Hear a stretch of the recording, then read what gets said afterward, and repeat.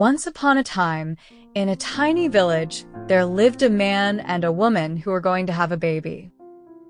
They were very excited, but also very poor. The man worked hard every day, but it was difficult to afford enough food and medicine. One day, the woman felt very sick, and the man was so worried. He remembered that a mysterious old witch lived nearby, and her garden was full of magical herbs. These herbs could cure any illness, or so the villagers said. "Dear witch, my wife is very sick, and we're about to have a baby. I have come to ask if you would kindly share some of your magical herbs to help her get better." Magical herbs? Well, I suppose I can help, but everything has a price. The man listened carefully as the witch made her request.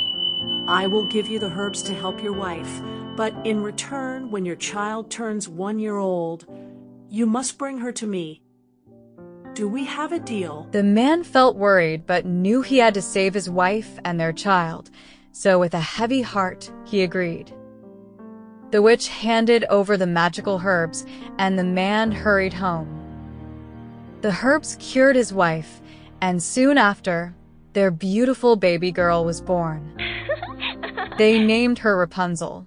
Rapunzel grew up healthy and strong, with long golden hair that sparkled like sunshine. On her first birthday, the witch returned, and the man had to keep his promise. The witch took little Rapunzel to live in a tall tower deep in the forest. Years passed, and Rapunzel grew into a kind and lovely young girl. Though she was lonely, she often sang out of her tower window, dreaming of the world beyond. One bright day, a young prince named Leo was exploring the forest. He heard Rapunzel's sweet singing and was enchanted. Who could be singing such a lovely song in the middle of the forest? I must find out. Prince Leo followed the beautiful singing and approached the hidden tower. He spotted an old woman nearby. It was the witch.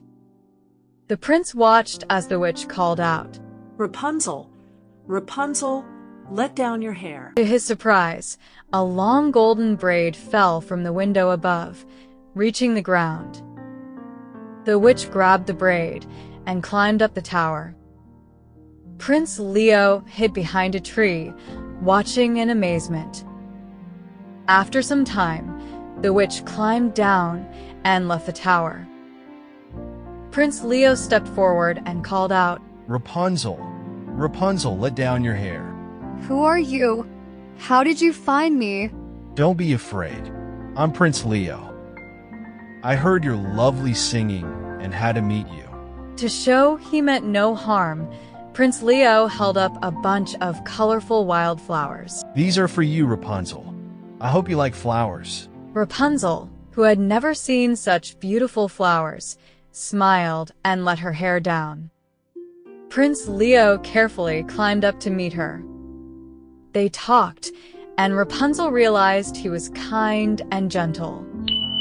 Prince Leo visited Rapunzel every day, bringing her fresh flowers and news from the outside world. Today I saw a rainbow stretching across the sky, and yesterday I saw a parade in the village with music and dancing. A rainbow? Dancing? I've never seen those things.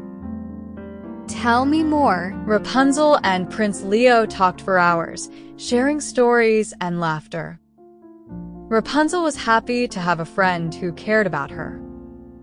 But one day, the witch returned early and saw Prince Leo climbing down Rapunzel's hair. She was furious. How dare you sneak around and keep secrets from me? I trusted you, Rapunzel. Please, I didn't mean to upset you. He was my friend. I warned you about the world outside, and now you've disobeyed me. In her anger, the witch took a pair of scissors and cut off Rapunzel's long golden hair.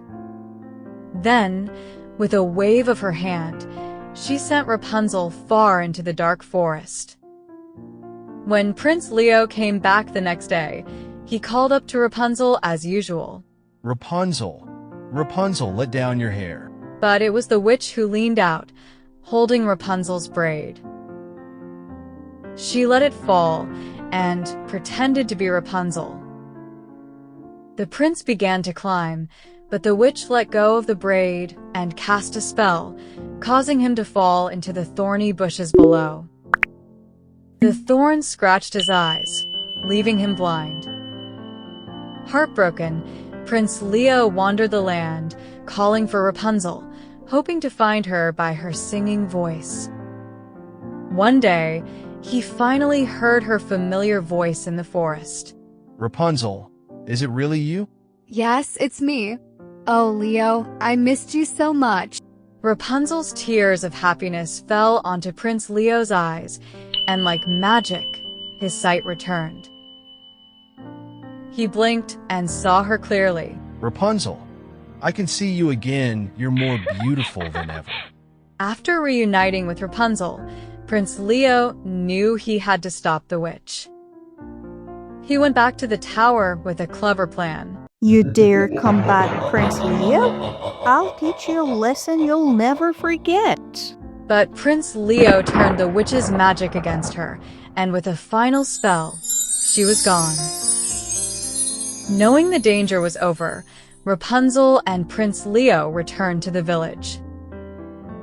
Rapunzel was reunited with her family, and Prince Leo asked for their permission to marry her. I love Rapunzel with all my heart. May I have your blessing to marry her? The family was overjoyed, and soon after, Prince Leo and Rapunzel were married in a grand celebration. They lived happily ever after, sharing stories, laughter, and adventures, never bothered by the witch again.